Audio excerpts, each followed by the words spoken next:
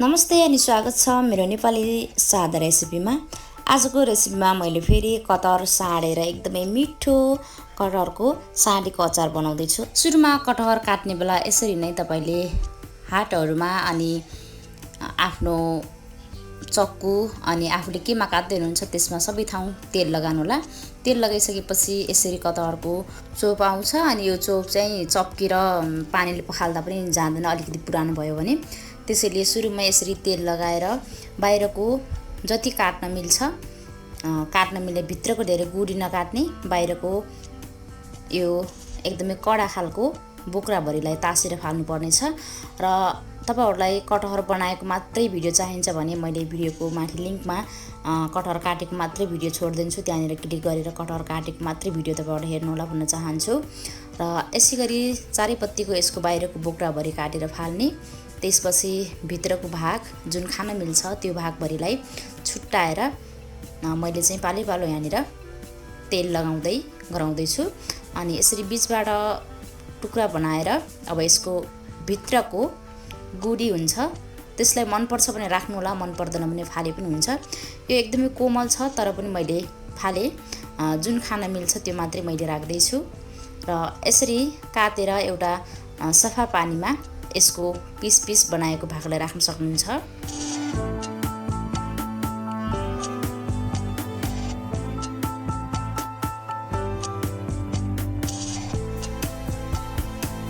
यसैगरी आफूसँग भएको कटहर भरिलाई सुरुमा काटेर राख्ने अनि एकचोटी सफा गरिसकेपछि अब यहीमा मैले बोइल गर्दै छु। बोइल गर्नुको लागि यहाँनिर मैले थोरै बेसार राखेँ अनि यही बेसार र पानीमा राम्रोसँग पाकुन्जेल उम्लिन दिएछु। एकछिन छोपेर नै उमाल्छु र यसरी छोपेर उमालेर पाकिसकेपछि यहाँनिर पानी तर्नको लागि जाली भएको भाँडामा खनाउनु पर्छ। त्यसैले पानी तरेर अलिकति सुक्खा जस्तो देखियो भने यसलाई साड्नु पर्ने हुन्छ र अलिकति चिसो भयो भने पनि साड्न सजिलो हुन्छ। यस्तो भइसकेको छ। अब मैले यसको लागि मसला रेडी गर्दै छु। सुरुमा तेल राख्ने र तेलमा तपाईहरुलाई मन पर्ने मसलाहरू फुराउन सक्नुहुन्छ। मैले जिरा राखेँ अनि सानो अदुवाको टुक्रा पनि राख्छु अनि यसमा तपाईले धनिया पनि राख्न सक्नुहुन्छ। मैले चाहिँ यहाँनिर लसुन गराएँ, त्यसपछि रातो खुर्सानी सुकेको र तेल तातिसकेपछि यी सबै मसलाहरूलाई एकै ठाउँमा राखेर तेलमा अलिकति फ्राई गर्ने र त्यसपछि तपाईले यसमा टमाटर राख्नु पर्ने हुन्छ। मैले टमाटरले सान्दै छु।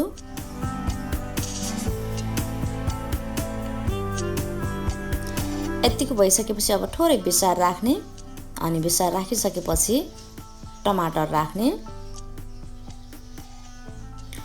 र टमाटरलाई पनि एकछिन चलाएर आवश्यकता अनुसारको नुन राख्ने र नुन टमाटर सबैलाई एकैचोटि राम्रोसँग चलाइदिने अनि थोरै पानी राखेर अझ राम्रोसँग पाक्न छोड्दिने टमाटरलाई। मैले यति पानी राखेँ अनि यहाँनिर एकछिन राम्रोसँग पाक्न छोड्दिन्छु र टमाटर अचार यसरी पाकिसकेपछि ग्यासलाई अफ गरेर मैले यहाँनिर तिमुर राख्दै छु। अब सेलाइसकेपछि मैले पिस्ने छु र मैले मिक्सरमा अचार पिसिसकेँ र यहाँनिर मैले कति अचार साट्दै छु भनेर यहाँनिर आवश्यकता अनुसारको कटहर लिइसकेको छु र एकदमै पाकिसकेको छ र पानी पनि सुक्खा भइसकेको छ। यति भइसकेपछि अब यसरी मिक्सरमा पिसेको अचारलाई मैले यहाँनिर राख्दै छु। तपाईले सिलौटामा पनि मसिनो गरेर पिस्न सक्नुहुन्छ। यसैगरी टमाटरको अचारलाई यसमा राख्ने अनि तपाईलाई मन पर्छ भने यसमा हरियो खुर्सानी पनि राख्न सक्नुहुन्छ र धनियाको पात पनि राख्न सक्नुहुन्छ। मैले धनियाको पात पनि राखिन र हरियो खुर्सानी पनि राखिन, अलिकति कम पिरो खाने भएकोले। र यति बनाइसकेपछि अब राम्रोसँग यसलाई मल्ने र यदि नुन लागेको छैन भने नुन राख्न सक्नुहुन्छ तपाईले।